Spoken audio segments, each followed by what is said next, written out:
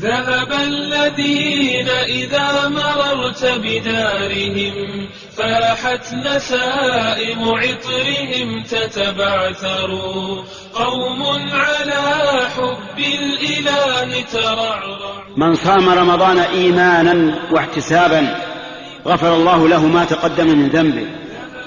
ومعنى الإيمان هنا الإيمان بأن الله فرضه، والإيمان بما في صيامه من ثواب.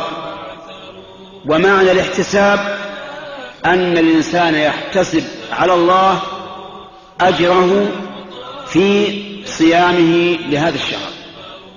كثير منا والحمد لله يصلي، كلنا نصلي ونصوم رمضان، لكن هل يقع في قلوبنا أننا نريد بذلك ثواب الله وأن يكون هذا ذكرا لنا عند الله؟ أكثر الناس في غفلة عن هذا.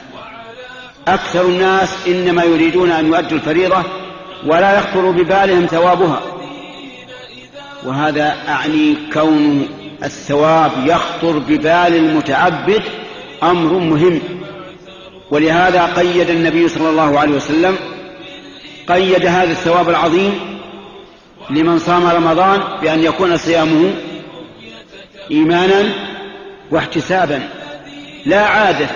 سلف عظيم في المحامد ورثوا طه الكريم وبالعبادة أخبروا، رباه فاجمعنا بهم في جنة وأنر بذكراهم طريقا يعبر.